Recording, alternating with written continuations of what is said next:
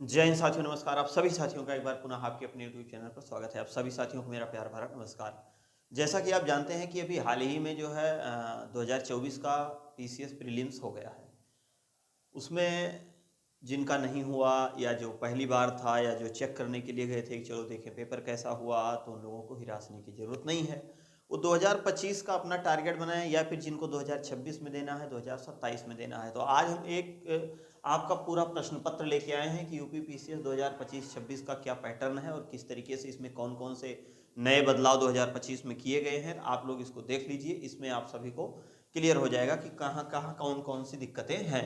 दूसरी चीज़ आपको ये भी पता चल जाएगी कौन कौन सा पेपर है और किस पेपर में कौन कौन से विषय हैं। कौन कौन विषय अगर आपका ग्रेजुएशन में है या मैट्रिक में है या इंटर में है तो आपको फ़ायदा होगा कि नुकसान होगा, क्या है, कैसे क्या लेना चाहिए, ये सारा सब कुछ आज हम आपको इसी में बताने वाले हैं। चलिए हम आपको बताते हैं। सबसे पहले यूपी पीसीएस 2025-26 पीटी और मेंस और इंटरव्यू के बारे में जो हमने लिख दिया है यहाँ पर, प्रारंभिक परीक्षा, मुख्य परीक्षा और साक्षात्कार। तो 3 चरणों में पीसीएस कराती है। ये लगभग यूपीएससी के ही पैटर्न पर है, बस थोड़ा सा इसमें केवल अंतर है। अगर आप यूपी पीसीएस लेवल की तैयारी कर लेते हैं तो अदर स्टेट आपके लिए बहुत ही आसान हो जाएगा। जैसे कि आप देखते हैं कि प्रारंभिक परीक्षा, तो अगर हम लोग प्रारंभिक परीक्षा में बात करें तो सीसैट, ये सिविल सर्विसेज एप्टीट्यूड टेस्ट में आपका एक गणित विषय होगा जो बहुत बेसिक गणित होती है। इसमें आपका कम्युनिकेशन स्किल होगा, कम्युनिकेशन स्किल जिसको अंतर्वैयक्तिक क्षमता कहते हैं, ये बेसिक क्वेश्चन होते हैं। उसके बाद में आपके हिंदी के क्वेश्चन आते हैं। इसमें प्रकार जो है ये आपके इतने टॉपिक होते हैं 100 क्वेश्चन में सीसेट, लेकिन ये आपका क्या होता है, ये क्वालिफाइंग होता है। पेपर 2 आपका केवल और केवल क्वालिफाइंग होता है। अगर आप इसमें 33% से अधिक ले आ रहे हैं तो आपका जो है ये दूसरा पेपर चेक होगा। अगर हम आप इसमें अनुत्तीर्ण हो जा रहे हैं तो आपका दूसरा पेपर नहीं चेक होगा। तो देखिए, आपको बेसिक लेवल से गणित भी आनी चाहिए, कम्युनिकेशन जिसको हम लोग अंतर्वैयक्तिक क्षमता कहते हैं। अगर आप 20-25 दिन, एक महीना पढ़ लेंगे, कोई भी किताब, कोई भी वीडियो देख लेंगे तो आपका क्लियर हो जाएगा। बेसिक इंग्लिश आती है, रीजनिंग आती है और आपके हिंदी के क्वेश्चन इसमें बनते हैं, इसमें सीसेट वाले पेपर में। और इसमें 100 क्वेश्चन होते हैं, इसमें 33% आपका पासिंग मार्क लाना अनिवार्य होता है। तो 33% अगर आपका आ गया तो आपका दूसरा जो पेपर होगा वो आपका फर्स्ट वाला पेपर चेक होगा, वरना नहीं चेक होगा। सेम यही प्रक्रिया आपके यूपीएससी में भी है, बस लेवल वहाँ थोड़ा सा बढ़ जाता है। इसमें पीसीएस में अगर हम लोग बात करें तो यहाँ पे 150 सवाल आएंगे आपके। ये जो 150 सवाल होंगे, जिसमें हमारा हिस्ट्री हो जाएगा, आपका पॉलिटी हो जाएगा, यूपी हो गया, करंट हो गया, स्टैटिक जीके हो गया। 150 क्वेश्चन पेपर के ऊपर है। जैसे अभी आपने 2024 का दिया, पेपर का लेंथ थोड़ा सा आपकी बढ़ा हुआ है। बढ़ा हुआ है का मतलब अब वो जमाना चला गया है कि जो प्रीवियस ईयर के क्वेश्चन होते थे लोग पढ़ के चले जाते थे, प्रीवियस ईयर वाले क्वेश्चन पढ़ लेते थे और ज़्यादा से ज़्यादा क्वेश्चन मिल जाते थे। तो ऐसा नहीं है। अब फैक्ट अगर आपको नहीं पता है, पूरा कहानी से जोड़ के चीज़ें अगर आप नहीं जानते हैं तो आप क्वेश्चन नहीं लगा पाएंगे। इसलिए सबसे पहले जो भी विषय आप पढ़ रहे हैं, सभी विषय का एक एक टॉपिक आपको पता होना चाहिए। फिर उस टॉपिक के अंदर क्या क्या बातें की गई है वो आपको पता होना चाहिए। क्या उस टॉपिक में जो बात की गई है वो पिछली टॉपिक से उसका कोई संबंध है या नहीं है। तो इस तरह से क्वेश्चन आपके एग्जाम में पूछे जा रहे हैं। स्टैटिक जीके और करंट के भी क्वेश्चन पूछे जा रहे हैं, लेवल के क्वेश्चन। बाकी आपके इतिहास हो गए, पॉलिटी हो गई, इकोनॉमिक्स हो गई, ज्योग्राफी हो गई, सामान्य साइंस, सामान्य विज्ञान हो गया, फिजिक्स, केमिस्ट्री, बायोलॉजी, बॉटनी, बहुत बेसिक क्वेश्चन आते हैं। इसी में ईवीएस के भी क्वेश्चन आ जाते हैं, है ना। ईवीएस को भी विज्ञान और प्रौद्योगिकी भी इसी में जोड़ देता है। विज्ञान और प्रौद्योगिकी कुल मिला के यहाँ से आपको कितने सवाल आते हैं, 150 क्वेश्चन आते हैं। इस इधर अगर आप क्वालिफाई हैं तो ये पेपर आपका चेक होगा, और जब ये चेक होगा तो इसमें आप मेरिट में हैं। अगर 100, 110, 105 क्वेश्चन तक अगर आपका सही है तो ये आप मान के चलिए कि मेंस तक आप पहुंच जाएंगे। वो उस समय का पेपर है, किस प्रकार का पेपर है, किस तरीके से मेरिट किया जाती है, इसके ऊपर निर्भर करता है। और उसके बाद हम लोग देख लेते हैं, जब आपका ये पेपर क्वालिफाई हो जाएगा, इसको करने के लिए आपको क्या होना चाहिए, इसको पास पेपर ही इसमें बैठने के लिए सबसे पहले 10+2+3 कहने का मतलब कक्षा 10, कक्षा 12 और ग्रेजुएशन की डिग्री आपकी होनी चाहिए। इसमें कोई ये जरूरी नहीं जो साइंस वर्ग के हैं, विज्ञान वर्ग के हैं, कला वर्ग के हैं, कॉमर्स हैं, यहाँ तक कि जो संपूर्णानंद से भी हैं, संस्कृत वाले भी हैं, कहीं से भी हैं, है ना। वो मात्र अगर वो 33% केवल वो पास हैं तो आप ये जान लीजिए इस एग्जाम में वो बैठने योग्य होते हैं। यहाँ पे मेरिट वगैरह फर्स्ट, सेकंड, थर्ड का कोई बहुत मतलब नहीं होता है। हाँ, यहाँ पे ये थोड़ा सा होता है कि अगर मान लीजिए आप यूपीएससी की तैयारी या यूपी पीसीएस की तैयारी या अदर स्टेट की तैयारी कर रहे हैं तो आप ये देखिए कि सिलेबस क्या है। अब ये वीडियो उनके लिए भी है जो नीट को भविष्य में तैयारी करनी है, पीसीएस वगैरह की। तो वो विषय अगर आप लेके पढ़ेंगे, जैसे मान लीजिए इधर आप हिस्ट्री देख रहे हैं, पॉलिटी हो गया, साइंस हो गया, इकोनॉमिक्स हो गया, ये सब विषय से अगर आप ग्रेजुएशन कर ले रहे हैं, हिंदी इंग्लिश पे आपकी पकड़ हो जा रही है। जैसे मान लीजिए इंटर है, इंटर में आप लोग ले लीजिए राजनीति शास्त्र ले लीजिए, ज्योग्राफी ले लीजिए, और उसके बाद हिस्ट्री ले लीजिए, इंग्लिश ले लीजिए, और उसके बाद हिंदी ले लीजिए। ये 5 विषय ऐसा विषय होता है कि जो आपके प्रारंभिक परीक्षा में भी है, मुख्य परीक्षा में है, और साक्षात्कार में भी कहीं ना कहीं इसका जरूरत या मदद मिलेगी। उसके बाद हम लोग आ जाते हैं मुख्य परीक्षा में।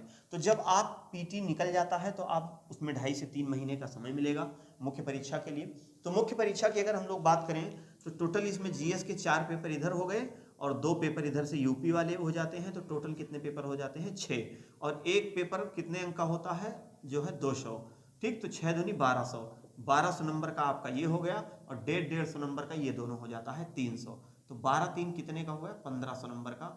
इसी पे आपका जो है जो 1500 मार्क्स है, इसी पे आपकी मेरिट बनती है। और जब साक्षात्कार वाला नंबर इसमें जुड़ेगा तो हम आपसे यही अपील करेंगे कि साक्षात्कार के भरोसे मत रहिए, इस पे इतनी मेहनत कर दीजिए, इतना अच्छा ग्रोथ इसमें आपका हो जाए कि आगे के लिए आपको कोई समस्या ना हो। देखिए अब आप जीएस में क्या है, जैसे जो जीएस फर्स्ट पेपर है, जीएस सेकंड पेपर है, जीएस थर्ड पेपर है, जीएस फोर्थ पेपर है, इसमें तो सारे विषय यही आपके हैं, अलग से इसमें कुछ नहीं पढ़ना है। अगर आपने जीएस यहाँ पर पढ़ा है तो बस यहाँ अभी आप क्या देख रहे थे, यहाँ आपके जो है बहुविकल्पीय थे, 4 विकल्प होता था और क्वेश्चन दिया रहता था, क्वेश्चन को पढ़ते थे, जो विकल्प सही था उसको आप गोला कर देते थे। इसमें क्या होगा, जीएस के क्वेश्चन आपको लिखने पड़ेंगे। जैसे मान लीजिए क्वेश्चन क्या है, 20 क्वेश्चन आ गया। अब इसमें 20 क्वेश्चन, अब 20 क्वेश्चन है, मान लीजिए 20 सवाल। अब 20 सवाल में 8 क्वेश्चन आपका हो गया छोटा और 12 क्वेश्चन आपके हो गए बड़े। तो इसमें क्या होता है कि लगभग आपको 125 शब्द लिखने होते हैं, 125 शब्द। और इसमें मान के चलिए कि 250 शब्द के आसपास हो जाते हैं, 250 शब्द के आसपास।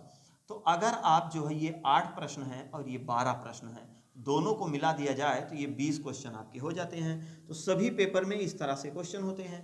तो इसमें आप देख रहे हैं कि जो विषय आपको यहाँ है, हिस्ट्री है, पॉलिटी है, इकोनॉमिक्स है, ज्योग्राफी है, साइंस है, एक एक में किसी में हिस्ट्री आ गया, किसी में पॉलिटी आ गया, किसी में साइंस आ गया। हाँ, एक पेपर यहाँ पर आपका बढ़ जाता है, जैसे सोसाइटी आपका बढ़ जाता है यहाँ पे।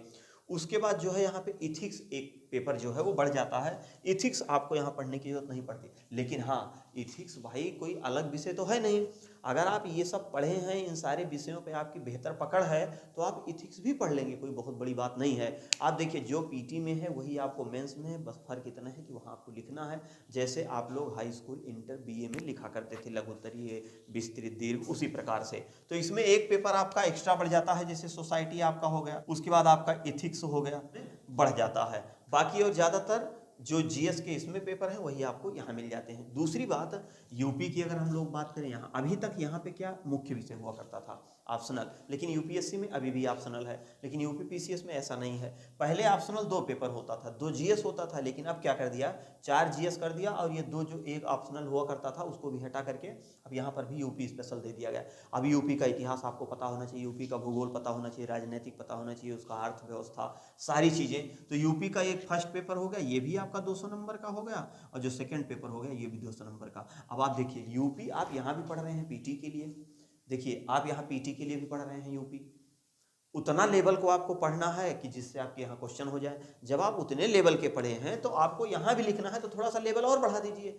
जब ये निकल जाएगा आपका तो आपको 2-2.5 महीने का समय मिलेगा, और तैयारी आपकी है ही है, थोड़ा सा उसमें और सोने में सुहागा कर देना है बस। तो जब आप 200 नंबर यहाँ कर लेंगे, 200 नंबर यहाँ, तो जीएस की स्थिति आपकी यहाँ पे ठीक ठाक हो जाती है।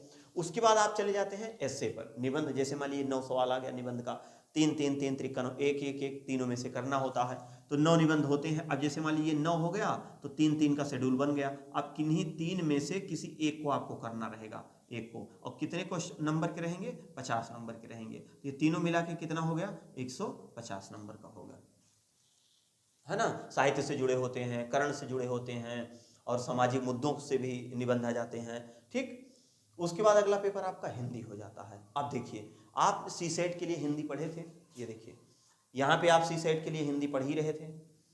हिंदी आपने इंटर में भी पढ़ा है, हिंदी आप ग्रेजुएशन में ले लिए, मान लो वहाँ भी आप पढ़ लिए, हाई स्कूल तक भी आपने हिंदी पढ़ा, जो संधि, समास, रस, छंद, अलंकार, साहित्य, रचनाएं, वर्णमाला, वर्तनी, यही सब आपका यहाँ से आना है, बस थोड़ा सा उसमें लिखना रहता है। तो हिंदी के आप मान के चलिए कि ज़्यादातर इसमें व्याकरण के क्वेश्चन, 10 नंबर ही हो गया, 300 का आपका ये हो गया। कहीं ना कहीं जो है यही परिवर्तन है कि अगर आप जीएस पोर्शन को थोड़ा सा लेंदी थ्योरी के हिसाब से अगर आप पढ़ोगे तो आपका जीएस भी मजबूत हो जाएगा। ग्रेजुएशन में पहुंचता है तो फिर कहीं ना कहीं उसका कॉम्बिनेशन गड़बड़ हो जाता है। तो आप लोग मजबूती के साथ जो है तैयारी करिए और कोई भी टेक्स्ट बुक पढ़िए, चाहे हिस्ट्री हो, पॉलिटी हो, सबसे पहले सभी विषयों के आपके टॉपिक पता होने चाहिए, कौन से विषय के क्या क्या टॉपिक हैं। पूरे टॉपिक, जैसे मान लीजिए आपने इतिहास शुरू किया, प्राचीन इतिहास, मध्य आधुनिक इतिहास, उसके बाद वर्ल्ड हिस्ट्री थोड़ी सी, अब उसके बाद इतिहास मान लीजिए प्रागैतिहासिक काल हो गया, नदी घाटी सभ्यता हो गया, सिंधु सभ्यता हो गया, वैदिक सभ्यता हो गया, ऐसे ऐसे करके ये पूरे टॉपिक आपको याद होने चाहिए, किस टॉपिक में क्या क्या बातें की गई हैं। तब ये आपको बहुत अच्छे से जोड़ करके आप उस चीज़ को कहानी के माध्यम से पढ़ पाएंगे। तो उम्मीद और विश्वास है कि पीसीएस का आपको पैटर्न समझ में आ गया होगा कि इसमें क्या क्या आते हैं, क्या लेना, क्या फ़ायदा होता है, क्या छोड़ना रहता है, ग्रेजुएशन या हाई स्कूल, इंटर क्या किस तरह से किया जाए जिससे बेहतर है, ये सारी जानकारी हम आपको इसमें दे दिए। तो हमारा ये विश्वास है कि कोई एक जो भी आपका होगा, आप मेहनत करके लगेंगे तो 100% आपको सफलता मिल जाएगी, कोई रोक नहीं सकता है। मिलते हैं किसी नेक्स्ट क्लास में, तब तक के लिए जय हिंद।